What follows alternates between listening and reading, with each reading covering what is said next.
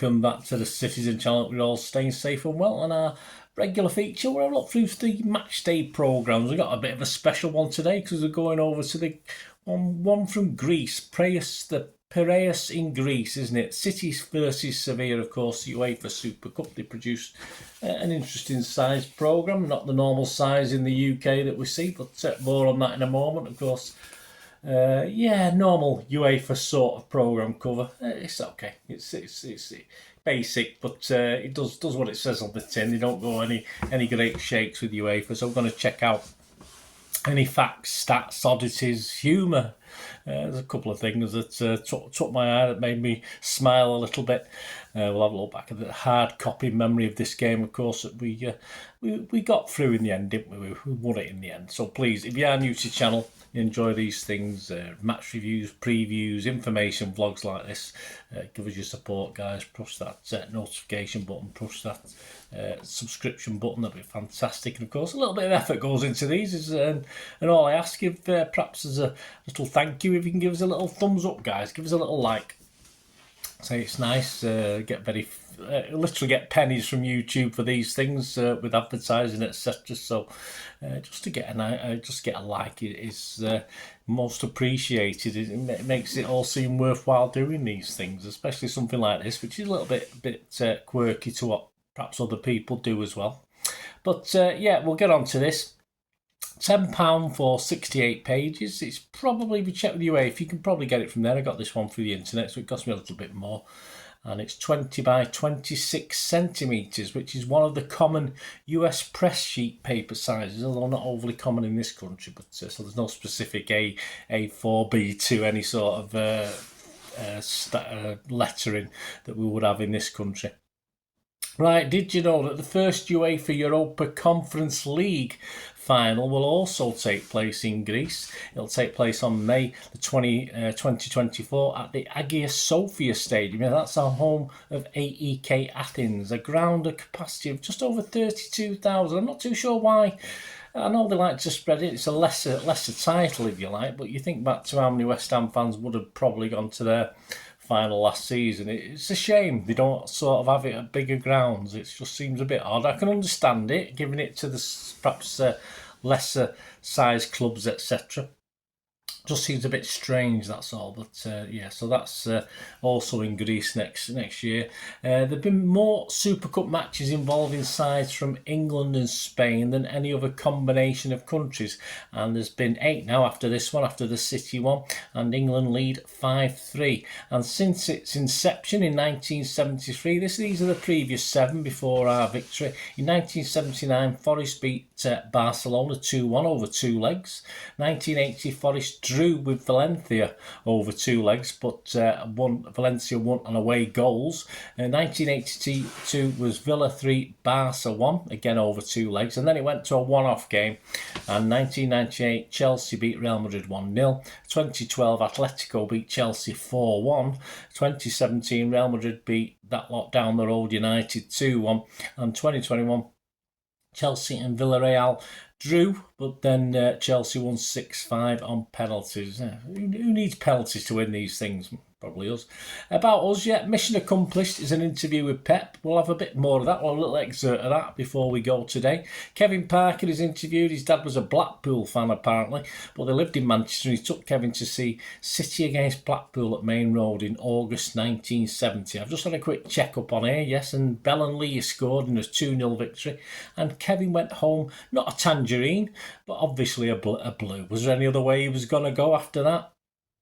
Sevilla, they've won the La Liga, only once. They've only won it once, which for a team, but say that's done so well, certainly in this Super Cup, obviously, and not so well in the Super Cup. Sorry, to get to the finals of the Super Cup, obviously it's the Europa League, the sort of the masters of, isn't it? Just win one La Liga title. I didn't know that. 1946, so it's a long time ago. It's just surprised that. And they've won the Copa del Rey, which is like their main cup competition, isn't it? They've won that 5 times, so that's a bit better. 1935, 1939, 1948, 2007 and and 2010. Midas Touch talks to Sevilla coach Jose Luis Mendilibar, and he was asked about captain Jesus Navas. So it's only a paragraph, so I'll just tell you what he says as a still a ex-City player and someone I think we sort of liked. We didn't particularly miss him too much, but it was nice to see how he gets on. And he was asked about, tell us about your captain, Jesus Navas, a genuine club legend. What does he bring to the team? And the manager said, he's modest. I'm talking about real modesty. Sometimes people say this player is really humble. Well, no, that player might have been when he was a child, but now he has everything he ever wanted and he's cocky. Jesus Navas is not cocky. He has achieved everything in football. He is a guy who comes to training, he trains, he goes to his village, he stays with his friends, and that's it. He's a big kid, a great big kid. It's a pleasure to coach him, to have him. You have to stay on top of him a bit. He's a bit fussy. But he is 37 and his physical condition is that of a 27 or 28-year-old. So he'll be playing into his 40s then, old Jesus. But it's nice that his manager speaks so highly of him. Their Super Cup losses, and just one win, of course. The win came in the very first Super Cup, when we get this Super Cup they contested back in 2006, a 3-0 win over Barcelona. In 2001, they lost 3-1 to AC Milan. 2014, they lost 2-0 to Real Madrid. 2015, they lost 5-4 to Barcelona after extra time. That was a good, I've never watched that. I'll have to go back and dig that up. 2016, they lost 3-2 to Real Madrid after extra time. And 2020, they lost 2-1 to Bayern Munich after extra time. A bit on City tactic-wise, yeah, this interested me. City scored 1 goal for every 13 corners we had in this year's Champions League, and the average for the Champions League was actually 1 in 25, almost double that. So we did very, very well from corners, obviously, and I think Erling might have had something to do with that. In 13 games in the Champions League this season, we only conceded 1 goal from open play. There you go. You probably knew it, but I didn't know it. Right, you're having a laugh. Yes, here we go. Interesting. Didn't get off to the greatest start when this Super Cup was first talked about, and the original Super Cup game couldn't get off to a dodgier start, really. It wasn't even UEFA approved, because the winners of the old Cup Winners' Cup at the time, well, of course we missed out by 2 or 3 years entering this competition. The winners of the Cup Winners' Cup were the team that played the winners of the European Cup, and that for the Super Cup. So it obviously, once the Cup Winners' Cup faded or was changed to the Europa League, it changed. But yeah, Rangers were the actual Cup Winners' Cup holders at the time. But they were due to play, or should have been playing, Ajax, who were the European Cup winners. But Rangers had found themselves a little bit of hot water, yes, because of crowd trouble. They'd been banned from Europe, so they weren't officially allowed to play it, but they did play each other, and it's well supported, good crowds at both games. They did actually play each other in an unofficial 2-legged match in January 1973, and Ajax won over the 2 legs. They won 6-3 over the 2 legs.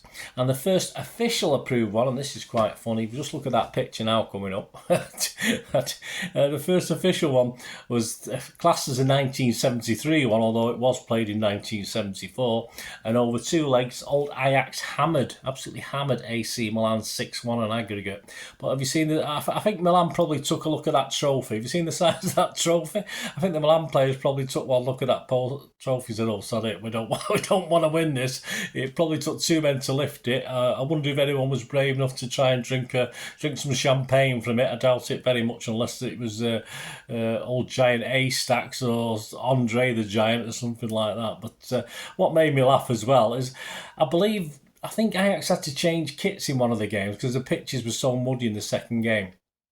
The pitch was so muddy, and it was that bad. They didn't have a kit to come out to collect the trophy, and they were absolutely filthy cakes in mud. So they did a quick change, and it looks as though they took some hotel dressing gowns onto the pitch to accept the trophy. So that was quite funny, but that was a great image. But the image of the day for me today, we'll go back to us. We'll go back to that Champions League win, and it's a bit after the game. I was probably trying to find a coach to get onto unsuccessfully at this stage, but Phil Foden, of course, on the pitch there, but his son Ronnie, who's featured a lot just recently, as he's getting Castor Royal wouldn't. He was like that old young red-headed lad, wasn't he? And that people sort of kept popping up everywhere. But young Ronnie, big following on Instagram and stuff. Obviously enjoying the cup win on the pitch. So that's my little image of the day.